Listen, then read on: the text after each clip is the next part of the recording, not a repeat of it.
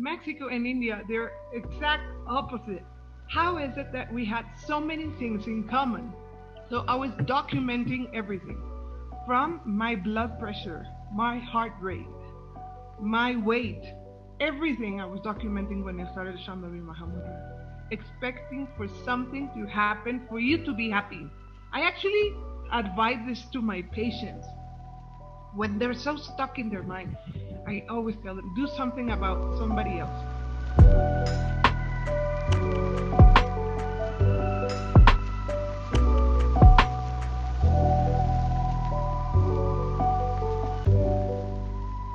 Namaskaram, everybody.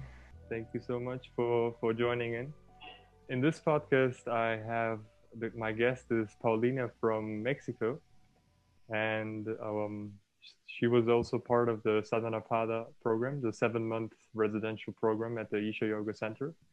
And as I'm trying to get all different people to share their experience, I invited her because she was part of the Spanish translations team, and I remember her being very devoted and involved in many things. And I was surprised when I heard that she was back in Mexico.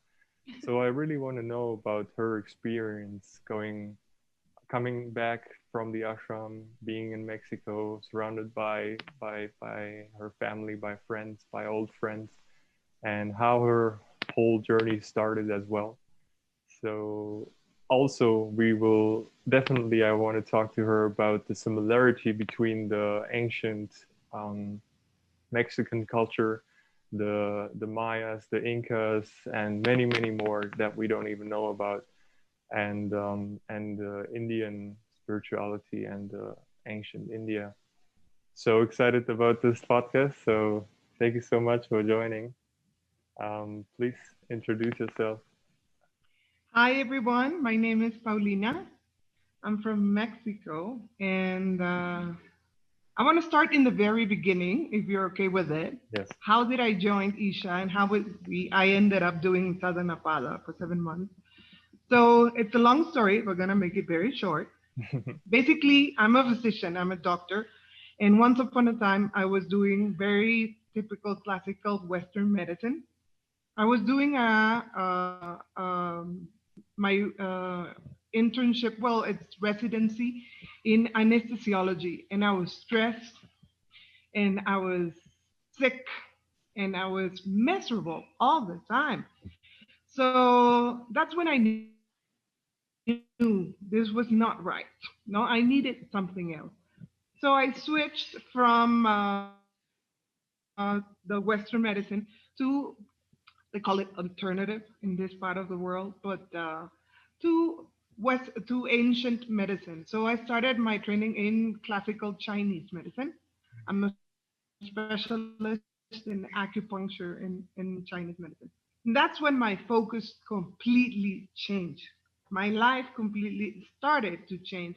And I started seeing other stuff, and I always was trying not to fix people's health, but how to feel better and how to have a healthier, happier, beautiful life. So I just wanted to learn everything and anything about, especially the East. And in that process, I met my Hatha yoga teacher. She is one of my best friends, and she introduced me to classical, proper classical Hatha yoga, not gym yoga, not let's get our booty better yoga, but classical Hatha yoga. She is a devotee of Swami Satyananda, who's a disciple of Swami Shivananda. So it's pure classical Hatha yoga. And she was a key element for me to learn about this world and the benefits. I was just started feeling so much better. And I wanted to know more, like everything that works. You want more, always. So one day in one conversation, we started talking about gurus. I didn't have a guru. And that's always like become something interesting or appealing when you're in the path of classical Hatha yoga. And somebody dropped Sadhguru's name in the conversation. We talked about all the gurus and swamis in the world, but that name stuck in my mind, like, I don't know, like glue. And I started researching. Like many people, I found these beautiful videos in the internet. So I started Googling and watching YouTube, one YouTube after another, after another, after another. I was just addicted. I was not even working properly. I was just telling him, yeah, yeah, yeah, yeah. Just like this glued to my screen watching Sadhguru. And one day we knew, my friend and I, we decided we wanted to meet Sadhguru. I didn't know what was inner engineering, what was Shambhavi Mahamudra, nothing. I just wanted to be in his presence. That's it. I needed to be there. So I did inner engineering because that was one of the requirements to go there to meet him, but I didn't know what was it. I found it amazing, but I didn't fully understand what was happening. So I did inner engineering online, and then we traveled to Atlanta in the United States for initiation. And that's when we learned Shambhavi Mahamudra with Sadhguru himself, one of the best experiences of my life. And that's when the changes really happen. I'm a scientist, so I was documenting everything from my blood pressure, my heart rate, my weight, everything I was documenting when I started Shambhavi Mahamudra. I've never felt better in my life. I have a tendency to have high heart rate. No, my heart tends to go really fast. And when I was doing Shambhavi twice a day, it's the best that my heart has ever been. I was 60 beats per minute. And it was just, I was feeling amazing. So when I was there in Atlanta, I bought this beautiful book called More Than a Life. You remember this book, right? You probably read it. Yes. It's It's right. a game changer. Wait. You probably have it there. Yes. More Than a Life. That's a total game changer. Yeah. I was reading that book, Yes. and my This friend is a and I, we were crazy book. planning. It's an amazing book. So my friend and I, we were planning to go to Tennessee to do BSP, which is one of the next programs for Isha. And after reading More Than a Life, I said, no, forget it, forget it. I have to go to India. I have to sit in the Analinga temple. There's no way around it. I just need to go. I just was finishing one of my morning meditations and I opened up my eyes and it was like, chung, India. I have to go. That was it. And you know how it is when something's for you, the universe helps it. There's like a cosmic conspiration and everything falls into place. So from the plane tickets, everything, the schedule, everything just fell in the right position for me to be there. And my life changed it forever.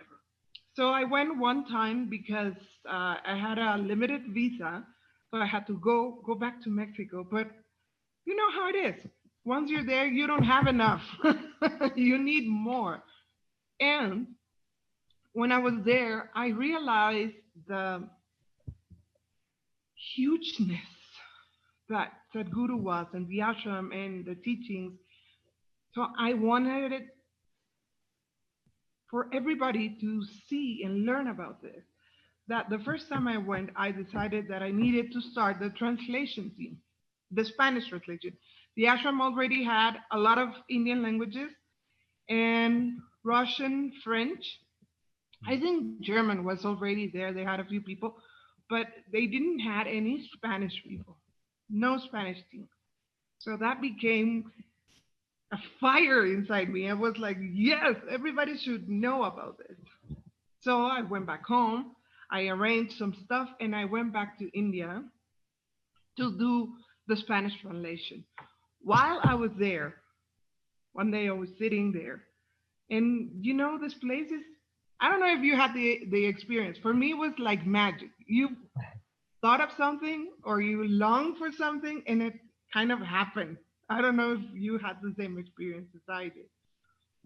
I was longing to intensify my sadhana. Sadhana is whatever practices, whatever tools you have to intensify your life. And I just wanted something to make it bigger, to make it more intense. And 2 days later, I got a WhatsApp from Swami Kalola saying, join this new program called Sadhanapada for you who are longing to intensify your sadhana and this and that. It was like made for me. I felt like, yeah, this is a gift from my guru, and I have to do it. The beautiful thing about the first batch, you are also part of this batch. We had no idea, nothing. There were no instructions, there were no path. Nobody knew, including swamis and teachers. And Sadhguru said, and we all followed. And it was beautiful and perfect, and it was one of the best experiences of my life. I enjoyed it immensely. I learned while I was in Sadhanapada that you know how it is, no life. You're always looking for this next stuff, no? You finish your whatever bachelor degree, now you want a master's degree. You finish your master's degree, now you want a PhD. You had a high school sweetheart, now you want a husband. You have the husband, now you want the kids. And it's always like a never ending pursuit of something. You had a small car, now you want a big car. You had a small house, you want a huge house. And it's like that all the time, expecting for something to happen for you to be happy. That's life, a never ending pursuit of the next thing. And in one part of my life, I thought of it too, that I needed the husband, the kids, the job, the money to be happy. Sadhanapada, it's a tool that helped me find that inner peace and inner satisfaction and happiness. Nothing needs to happen. Absolutely nothing needs to happen for me to be okay and happy. Now more than ever. What do you think? I mean, nothing's happening right now, right? Yes. So we need to find happiness within ourselves. We're locked down. Our possibilities of working or doing stuff, planning, whatever it is that we wanted to do, it's been limited so intensely. No, I was planning to go back to India. I was already making arrangements to go back to India when this happened, the lockdown happened. So all of a sudden, all my plans went to hell. And I'm stuck here. And but I'm okay. I'm happy. Whatever life is throwing my way, I'm finding ways to enjoy it. I'm finding ways to see it as a teaching. I'm finding ways to grow from it. I'm finding ways to laugh about it. And this is all because Sadhanapada. This is all because of the tools given during the 7 month period. Because nothing needs to happen. Nothing needs to happen for me to be happy. I'm just happy. And this is one of the most beautiful gifts I have ever received in my life. This is the perfect thing. I'm no longer looking for the next thing and the next thing and everything. It's just a wonderful experience. Of course, I don't know what people have asked you about the programs. I've received all kinds of crazy questions of the program. I people think that it's like a cult or something, and that you're gonna do crazy things inside. They're gonna make you dance naked or something. I don't know. People can imagine all kinds of things. So I wanted to share a little bit, just a little bit, because we can't ruin the surprise of what Sadhanapada is. No, so just a general view. There are many surprises within it. There are many incredible experiences. I want to share one. I think we're able to share this one. Um, we were working for some period of time. We had some in the Spanish department, in GLP in general, it's global languages, publications, a lot of work all of a sudden. And a bunch of us kind of became a little bit tired. I was feeling the stress and the pressure. And all of a sudden, we had a surprise 3 day silent program. So we can't tell you what happens inside the program, but you're silent for 3 days. And after that, my energy was through the roof, like through the roof. I was so alive, so energetic. Just 3 days. I've learned how intense and important silence is, how much energy we lose like this, talking, talking, talking, talking.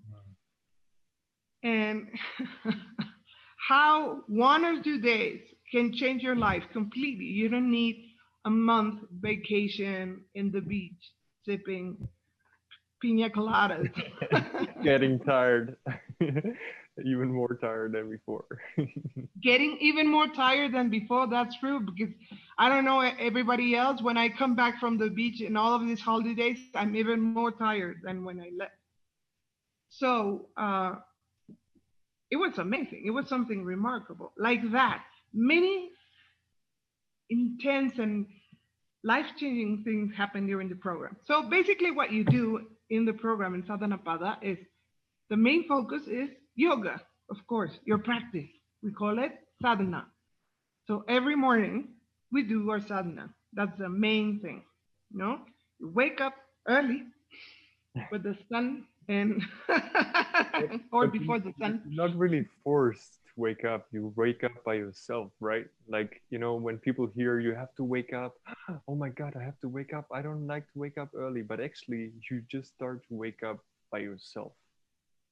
Your life, your energy changes. You start understanding something when you stop abusing no sugar, a lot of sugar and high starch food and all of that. Your body finds a balance. And exactly 5 o'clock in the morning, you wake up and you wake up with energy, with like this, like, hey, good morning.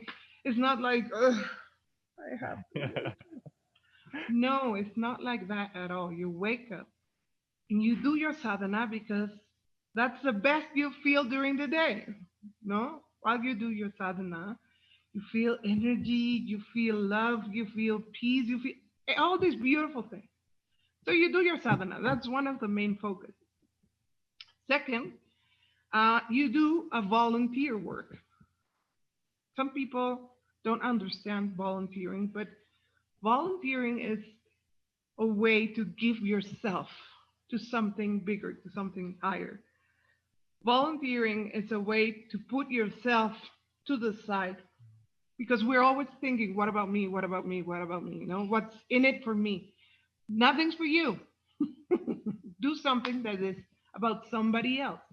And it's beautiful. And you know what? I've seen that through volunteering, I've grown and I don't know, got so much satisfaction, so much happiness out of it that in the end, it is about you. Volunteering, it is about you. But giving yourself to someone else is one of the best experiences of your life if you haven't done it. I actually advise this to my patients. When they're so stuck in their mind, I always tell them, do something about somebody else, someone that is not you.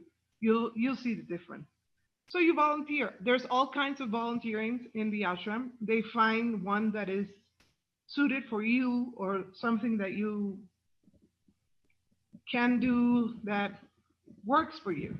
So it can be something manual, it can be some office work, it can be anything. And it doesn't really matter. It's just about giving yourself. And so you do your sadhana, you do your volunteering, and within the program, the 7 month program, you do mini programs. So they teach you yoga, of course, they teach you your sadhana, they give you a lot of follow up. So they have mini programs to see how you're doing, how you're feeling, how you're doing your sadhana. Some teacher is checking on you to see what mistakes you're making. So you can always grow from it. And little surprises like the 3 day silence program.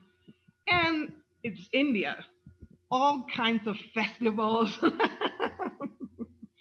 and colorful activities and all kinds of wonderful things happen while you're there, and you get to be part of it. Do you remember Pongal? Yes, every single celebration was just amazing. I had the chance to be part of the girls who were invited to dance. No, a bunch of foreigners. We were invited to wear saris and all of that stuff and dance in front of Sadhguru for a Pongal celebration. It's A whole crowd, right? Like there was a whole crowd. whole crowd because all the villages and all the people from around were invited for Pongal. They have bowls and they make this Pongal. Pongal is a traditional dish they do in that particular time, and so they made Pongal Because I feel and like some people might misunderstand when you say dance in front of Sadhguru, you know.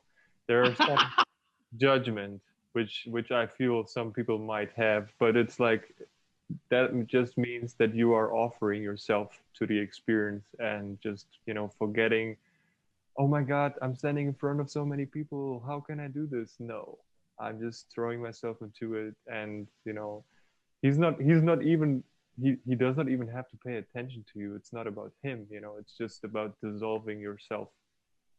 exactly, it's about expanding your limitations. No, we all have this preconceived set of stuff. No, I wake up every morning, I have my coffee, and then I do this, and my life is pretty much like. And if something is missing out of this little, if your coffee was because you ran out, or your coffee pot or whatever broke, then your life becomes miserable. It's about that. It's about expanding your limitations. If you have coffee, fine. If you don't have coffee, it's fine. Okay. If you jump, it's fine. If you don't jump, it's fine. If you have to sit and listen, you do it. If you have to stand and dance, you do it as well. And life becomes so much easier when you live like this. No, just whatever comes in front of you, just simply do it. Then you're not having in your mind, no, no, no, no, no, this is not how I do it. I don't want to do it like I have this set of rules and my life is like this. So Sadhanapada is basically about that. Was it hard for you to keep that Expanding yourself. when you came back to Mexico? Was it hard for you It is to? hard. Mm. It is. It is. Let me tell you, it's not simple. Everything. I mean, I have a very loving family, thank God, but still people judge you. And this side of the world, especially this country, they're all meat eaters, heavy meat eater. Every traditional dish here has meat or chicken. Every single traditional dish. And so when you say I'm vegetarian, they look at you like, what? When I went to Mexico, they were really accepting me in that way. Yeah, because you're a foreigner. No, you're Yes. blonde. In a way, you were already alien. No, so whatever. Yeah, you're an alien. So whatever you do, it's acceptable. No, because you were not. But I I'm yeah. one of them. I'm part of the family. I'm part of the group. I'm part of the clan. So one of the clan saying, no, I'm not gonna have meat anymore. It's like, and what are you eating Hmm. then? And it doesn't really matter. Sometimes I tell them, I'll eat rice and beans. It doesn't matter. Don't worry about that. Don't overly concern because it becomes an issue constantly. When I tell them that I'm doing my morning practice, and it's like, what? You're doing what? And and I don't know, so many things. They sometimes they look at me a little like. So, like I told you, I have a very loving and accepting family, so they support me. But a lot of people don't understand. So it's not simple. It's not simple at all, but it's worth it. That's what I'm.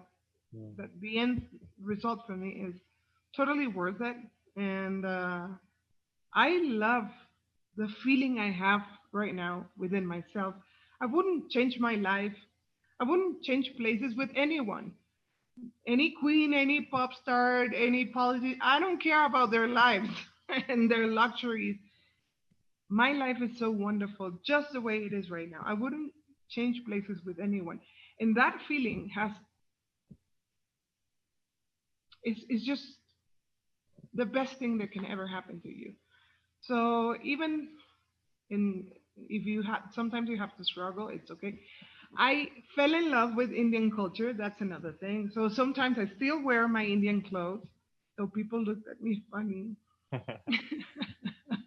I came back with all kinds of herbs and spices and all of that, and I learned how to cook Indian food, so I'm cooking Indian food. And they also looked at me a little funny.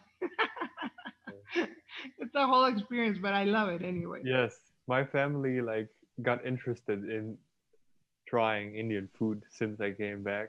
You know, they are starting to really love it. Exactly. It's something that, again, when you expand a little bit your limitations, then you say, oh, wow, this is something interesting. This is something that, why not? No, it might be worth it. So it's just about getting those web cobs out of your head, out of your mind, and giving yourself to a new experience. And that is absolutely wonderful. My family also loves Indian food now, and not all the time. And they're meat eaters, and they will be meat eaters, but they respect the fact that I'm vegetarian, and that's wonderful. Oh, that's wonderful. My dad actually he changed his diet. Like when I before India, I already changed my eating habits, and not because somebody told me to. I was just like, let me try how I feel having vegetarian food for 2 weeks. I'm feeling pretty good. Let me extend this. Let me try to, focus on raw foods. How am I feeling now? Let me try to focus on juices. How am I feeling now? And just by trying things out, I kind of started to see the difference. And so I came back and I told my parents, my mom was vegetarian since, I don't know, 8 years, but Wow. she was still cooking meat for us. And once I came back and my dad saw me not eating meat, he was like getting really curious. Why is he not eating meat? And I never talked about it. He started to do research. He started to look up, what he can use instead of meat. And now he's like, he might even have a better diet than me. He's like, Wow. it completely changed his life. Like I don't know. It was crazy. It was crazy. But my experience was very similar to yours in the sense that I also became vegetarian before I went to India. And it's because my body started rejecting meat. I was getting sick from it, literally. So when I said, okay, not anymore. So when I stopped, it was like, wow, I feel better. My digestion is better. My energy is better. I'm not feeling nauseated or something all the time. So it became something important to me. This is not because somebody told me you have to do it, or because it's a trend or a fashion or something. It's because I felt great when I started doing it. It's Yeah. about that. Same thing with yoga. Same thing with Isha. Same thing with everything. It's not a fanatic thing. Like, oh yeah, the guru in India. No, it's about because when you're part of it, you feel fantastic. What else is to think? Why would you have any doubts about it? It's not about having no, because for some people it's fashion or like a social statement. Oh, I have a guru, or and they go to India and they take a selfie in the Taj and then they think they're so spiritual. It's not about that. It's about really, really, really seeing your life with all these changes, seeing your life from a different place. So when you see all that, why would you drop it? If it works, why would you leave it? It's just giving yourself the chance to try it. That's the thing. We were saying that anyway, all cultures we have common ground. No, all the cultures we have a common ground. Yes, We come from the same place. yeah, actually in the Bible and even in Christianity, people used to have meat only on Sundays. It was not like every single day you would have breakfast salami and then midday lunch you would have chicken in the salad and then evening. So it was not like that at all. And even in nature, let's say a lion does not hunt, is not able to hunt Three down, times a day. not even once a day. He can go without food for 7 days. So he eats today, and then 7 days later he eats again. And that's where, like, when I looked at nature and human beings, I was like, it's pretty clear that I am not made to have meat. And then once I got to know that meat is taking 45 to 50 hours to fully come out of the body, I was like, I don't want anything in my body for that long. No, it's crazy. And it's so funny, no? We're not even meant to eat 3 or 4 times a day. During the 90s, there was this intense fashion between doctors and nutritionists to recommend 5 meals a day, no, or seven or whatever million number. So you were supposed to be eating all day long, tick, tick, tick, tick, small food and but all day long you were eating. And now it's exactly the opposite. They call it intermittent fasting. And now it's a fashion and a trend, but it's like, no, it's not a fashion. This happened thousands of years ago. Human beings knew how to eat properly back then. Now it's a fashion called, I'm doing intermittent fasting. Yeah. Yogis have been doing this forever. So it's nothing new under the sun. There's nothing new under the sun. We were not supposed to be eating all day long, all the time. No? And even stuff like Ekadashi. For the people who don't know Ekadashi, it's every mandala, which is 40 days, it's a natural cycle of your body. At least twice or 3 times, you shouldn't eat food. You shouldn't eat food. But because naturally people are not connected to this sensation of not eating, they establish these days according to the moon calendar for you to fast, no?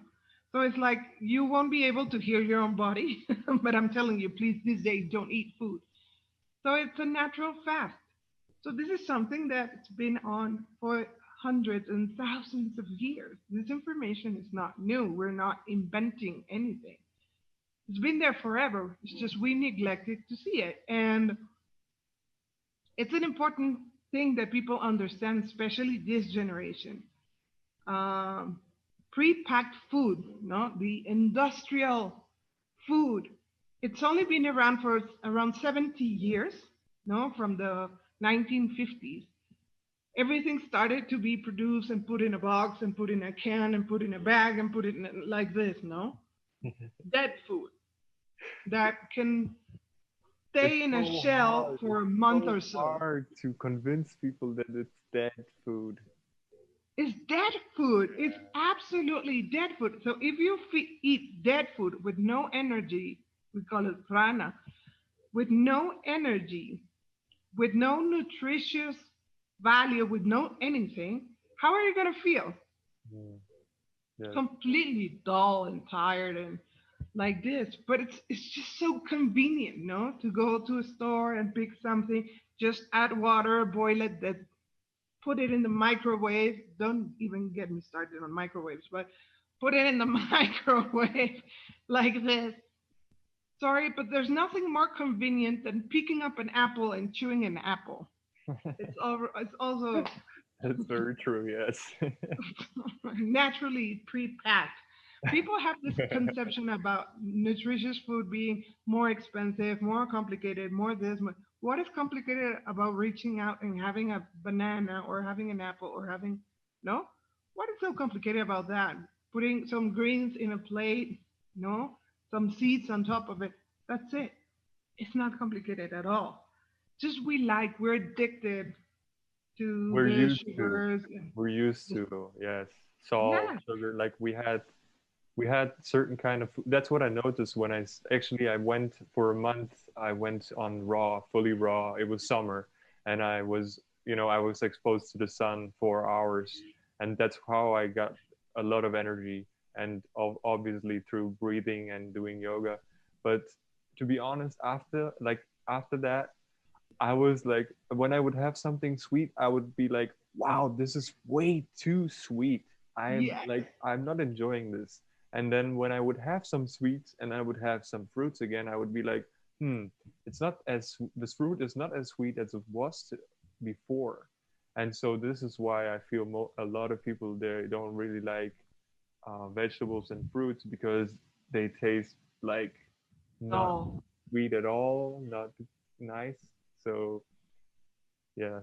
But once you understand the aliveness, so this is not about the feeling you get in your tongue. It's Mm, about the feeling you get in your body afterwards.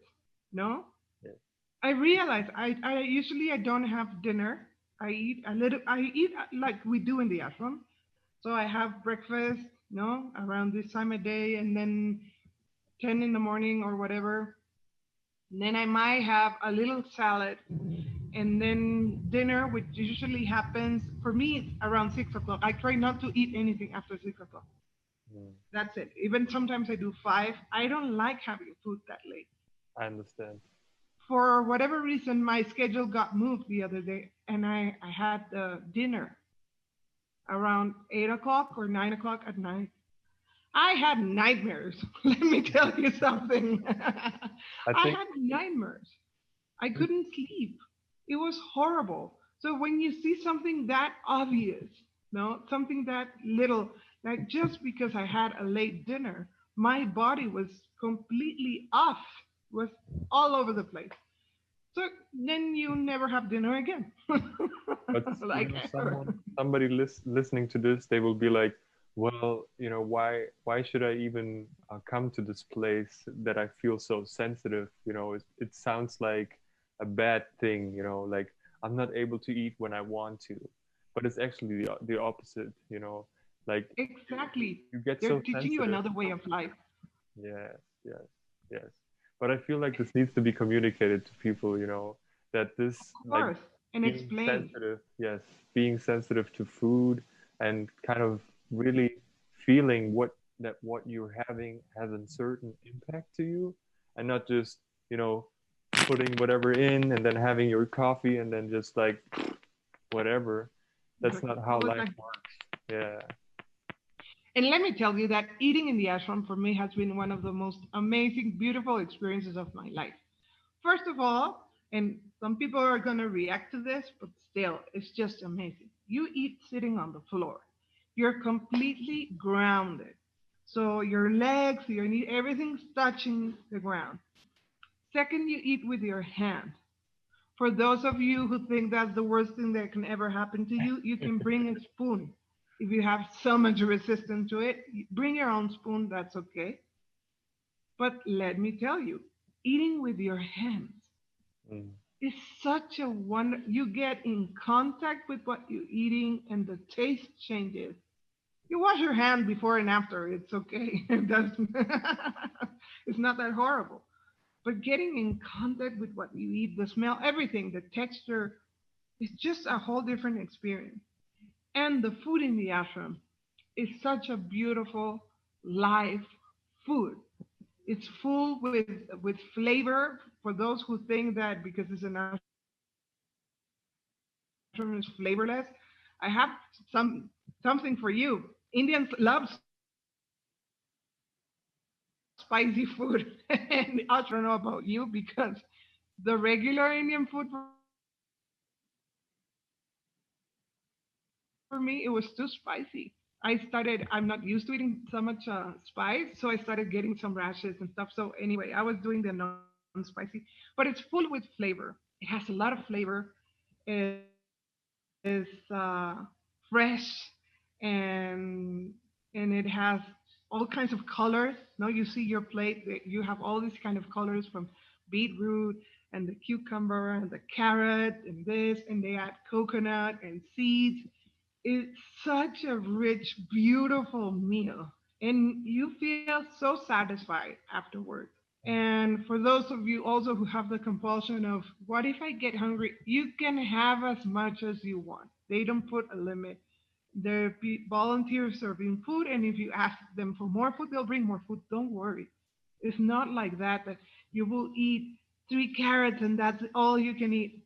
It's not like that. You can eat as much as you want, but you, your, especially after a few weeks, your relationship with food changes completely.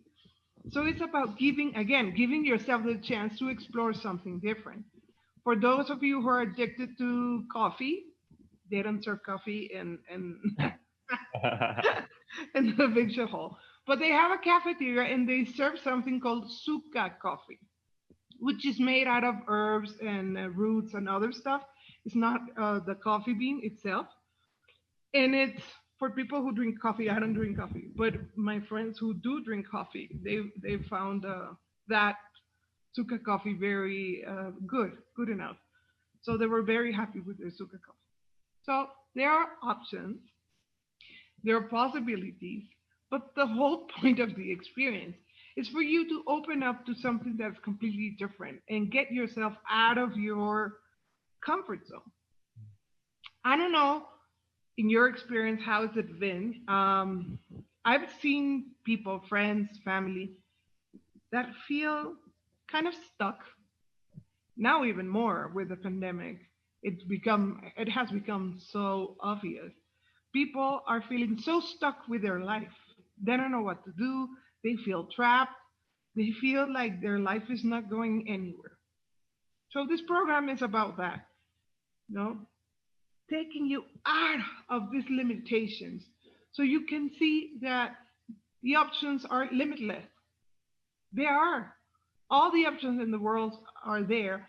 The fact that you're feeling stuck is your own creation. The fact that you're feeling dull, that you're feeling bored with your life, that you're feeling frustrated, it's your own creation. And because it's made by you can change it. And you can feel as happy, as empowered, as free as you wish. So that's the whole point of the experience, I think. Yeah, that's And so if people have any questions, any doubts about this, anytime, I'd be glad to answer specific questions.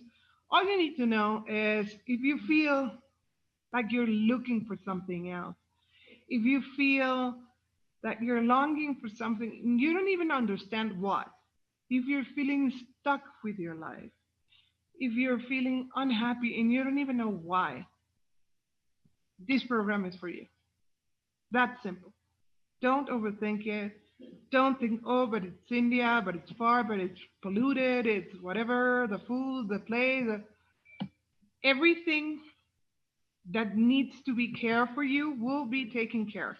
There's a huge team of people working night and day, relentlessly, to make people coming to this program feel okay. So your health will be taken care of. Your well being will be taken care of. Everything you need to be fine is there. If you need to talk to somebody, if something's not okay with you, if you're feeling neglected, anything, there's 100 people there you can talk to, and they will take care of you day and night. So it's not something that you just go and go for it, have your experience. No, there's a lot of contention. There's a lot of people taking care of you. I want So to add something. everything, yeah, all the time. I want to add something to this. I've heard a lot of women now coming back that they have a big fear to walk outside in the dark, because you know, Oh, like in Europe and where actually most parts of the world, and I feel, and what I've heard from ladies share that were at the ashram, that this was the first and only place in their life where they felt safe to go outside any time in the day. at And any time. yes, and I was This like, is the wow, safest place on earth. yes, Seriously. it You was feel wonderful. so much at ease in that place. You feel that is very much true. This is a sad reality in my country as well, Stephen, but like you said, everywhere in the world. No sexual harassment, sexual abuse, and not feeling safe after certain hours like this. Because the whole point of yoga is releasing yourself from your tags and your identities of being a woman, being a man, all of that is put aside for some time. So all of a sudden, you're there and they're only human beings. We're all human beings. It's true, girls and boys sleep separately. They have to make that distinction. Now, girls and boys sometimes they're separate for certain activities, but still, you feel so much at ease in that place. It's one of the safest places on earth. I never ever felt unease or unsecure. And even like during the nights when we had the full moon celebrations and they put everything down, remember, they put lights off and everything so you can be with the moon and you're walking in the dark. Never ever. It was a moment of hesitation, of fear, of anything. You feel as you're part of the universe, and that's one of the best feelings ever. Yes, you're right. Thank you for adding that. Yes, yes, much needed, much needed. Yes, I So it's only 7 months, and when you put that in the large perspective of life, how many years have we invested in pursuing something? You know, like we said, the job, the promotion, the the wife, the husband, the kids, and whatever. And it never happened. And I was thinking about that before we started this interview. Ourselves, no, we're single and we don't have kids. That made it so much easier for us to live for 7 months. But I want to say that during my program, no, during our program, I had many friends, many ladies who were part of this program who had kids, small kids, may I add, very young kids. They had husbands, they had jobs, they had everything. And they dropped it for some time. They asked their husband to step in, they asked their mother, they asked their sisters, whatever. They asked their family for help to make this happen. And for many of them, it simply happened. So it's not an excuse saying, oh no, but I have a husband or I have kids or I have. You also had guys in the program who had kids, who had wives, who had jobs. And it didn't matter because investing in your well being is something that is priceless, you know? And when you come back, when you go back to your family, you're a better version of yourself. So you will be a better wife or a better husband, a better mother, a better father, a better sibling, whatever it is that is part of your own reality, you'll come back and you'll be a better version of yourself. absolutely. Yes, very true. So, well, we've been talking nonstop for 1 hour now. Maybe people want to rest from us, but we can do a part two if necessary. We can continue talking about this as Yeah. much as needed. And I if, just want to, if you're up for yeah, sharing the question that you got to ask in the lap of the master to Sadhguru. well, That's how kind of, like the first time I saw, I mean, yeah, the first time I saw you before even Sadhanapada started, you got to ask like on the like almost the first day for me, you got to ask this question, and later I was like, I know her, I know her, and so I just want to, I feel like this like a short sharing of you just telling yes. about this. So we were in the lap of the master. For people who don't know, this is a live program where devotees, no, where meditators spend 3 days, no, 2.5 days, intensely with Sadhguru. So we're there, we're listening to him, we are doing meditations together like this, and he answers a lot of questions, like he does in darshan, no, when he's doing live in this. So microphone was going around, and I had this burning question, but I've never been the kind of people who's stalking the microphone lady. I want to have this question. All of a sudden, and I was all the way in the back. I was not even in the front. I was all the way in the back. And all of a sudden, this teacher comes along with a microphone, and she looked at me, and I say, "May I?" And she say, "Okay, have it." It was like What? That's it was crazy. so awesome. It was so awesome. Like it was meant for you to ask this question. Yes, totally. And what I asked the Sadhguru is how was it that being so far away, because Mexico and India, they're exact opposite in the world, we're far away. How is it that we had so many things in common? Recently we experienced a Krishna celebration, and they had this terracotta pots filled with colored water, and you would beat them up with a stick, and this colored water would come. For us, that's called piñatas in Mexican culture. And I was looking at this and I was like, damn, how is it possible something like a piñata can be reproduced in the two extremes of the world? And our health system and our pre-Hispanic traditions, we have many things in common. So I asked this question, and he said that this is all because of the Saptarishis. For those who don't know, the Saptarishis, the seven Saptarishis, were the devotees of Shiva, no? The ones after everybody came and they spent time with Shiva, everybody left, except for these seven devotees who stayed there for their whole life, basically, to learn from Shiva and to be with him. And after they were done learning and being with him, they walked to all the corners of the world and they took this information with them. So there are many things in ancient pyramids and ground burials and all of that. They have many things in common, geometrical figures, the flower of life, you've seen the circles coming together.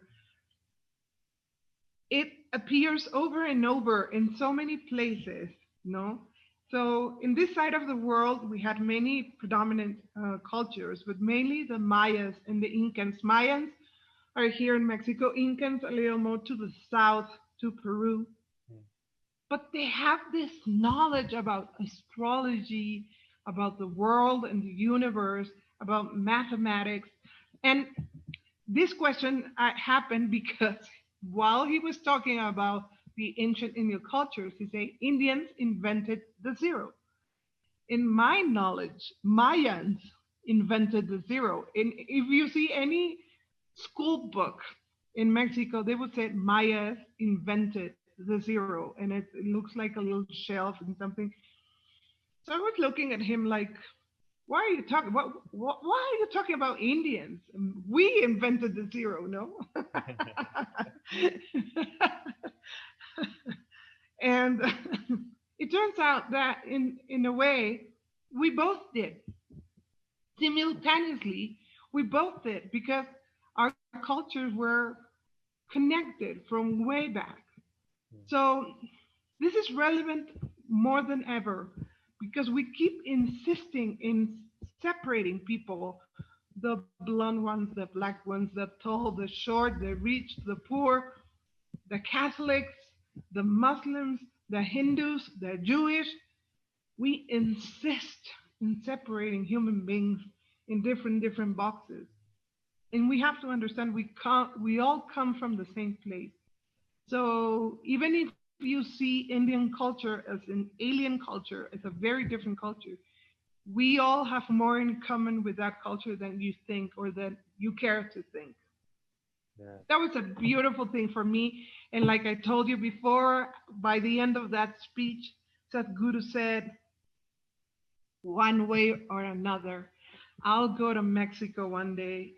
And that was one of the best days of my life when he said, I'm going to Mexico. And I started to cry my eyes out because that's the time when I just recently started to work in the Spanish translation.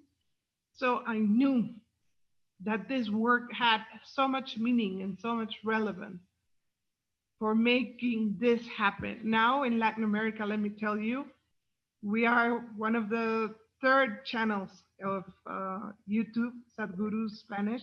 It's just growing like crazy. Every day, people keep asking for more and more. They all have read the inner engineering in the book. Now we have inner engineering online in Spanish. It's been a humongous effort to make all of this happen, but it's so worth it. And my heart fills with joy when I see that my people and the Latin people, which is part of this world, are able to share this experience with Sadhguru, and it's just so wonderful. It's, I really feel you on this. When Sadhguru, when he answered the question, he also talked about the Dhyana Linga, the temple in India that he consecrated. yeah, That it's in the same angle as in a pyramid in Mexico, or a temple in Mexico.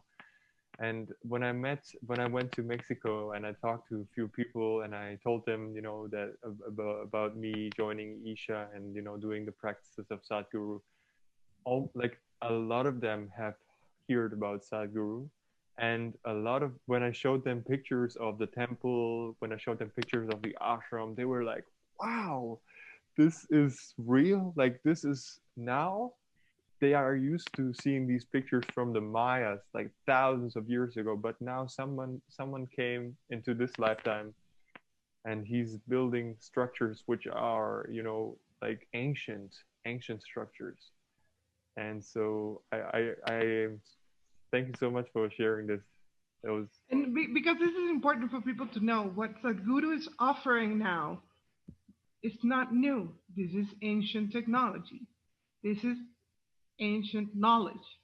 This is, and this is not a belief system. mm, It's just part of the universe. So that's why he keeps insisting saying technology, technology, because it is a technology. It is a tool. This is something people have to understand. This is not a cult because this is not about believing something. This is about a tool. This is about a technology that you can incorporate into your life to make it bigger and richer. And speaking of the Analinga Temple, I told you when we first started this podcast that that was one of the main reasons why I went to India. And sitting inside the Analinga Temple, even for 15 minutes, you know how it is. mm. It's life changing. It's life changing. Just being in the presence of something like that. There was one And I guy. know it doesn't make any sense for people. How is it sitting in front of a stone? No, would change my life. You have to be there to experience it. Please don't believe me. Don't believe me. Please don't take my word for it. Go there, live it, experience it. Don't take my word for it.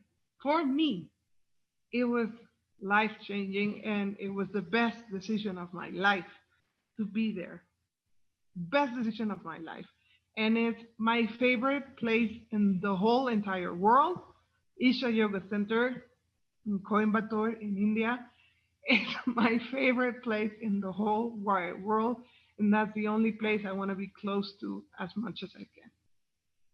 Yeah, that's wonderful. I love that sharing because this reminds me, when I was at the ashram, there was a businessman from Germany, and they asked me to, show him the ashram. We went to the Dhyana Linga with two swamis, like sitting together in the Dhyana Linga. He was not into yoga. He was not into meditation. Like he kind of, read about it. He wanted to see the ashram and everything, but he was very new to everything. And I was like, is he going to be able to grasp the Dhyana Linga? But I was like, you don't go there and pray. You don't go in there and think about meditating. You just go sit and see. And he came out and he was like, this was good. I really like this. And I was like, wow, someone who sits in jeans and, like a shirt and like has never done any meditation really in his life. He just goes in there, he sits there for 15 minutes, he comes out and he said he really enjoyed this meditation. He has not closed his eyes for, this period of time for a long time. He just felt like it was the right place to be. And I was like, wow, you know, this is just amazing. This is so wonderful. So I can like really relate to what you were just sharing. Thank you so It's just amazing. This was one of the best experiences ever. I still have this thing about going to the United States ashram. I haven't been able to go, but still, I don't regret choosing India. and going to the temple and being there. It was been wonderful. Absolutely wonderful. Oh my God, this was so much fun. Thank Yes, you for inviting me. It was just it was amazing. amazing. Yes, I really love this. I had no idea about your career, about the physician and being part in medicine, learning about Chinese medicine, and it's so interesting to hear the story, and see different people from different backgrounds, but kind of going towards the same direction, expand their consciousness, and really inspire and help people to do that as well. It's been absolutely one. This journey is being absolutely wonderful, and I wouldn't change it for anything in the world, for anything in the absolute, in the huge wide world. So I'm so happy. We can do a second part whenever you want. If anyone has a specific question about the program, you have to understand that we can't tell you about the whole content of the program, but in terms of our experience and how we felt and this, we can tell you. And anyway, there's no point on giving you too much details about the program.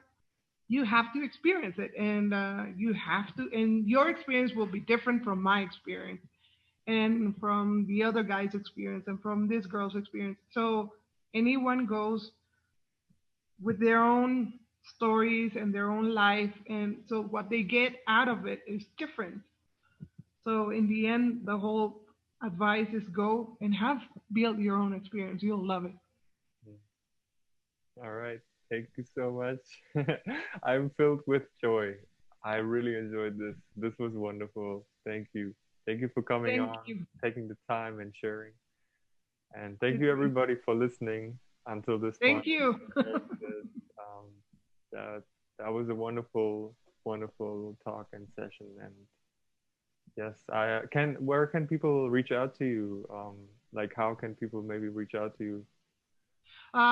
You see my name here in the screen, Paulina Corona. That's how I'm registered in Facebook.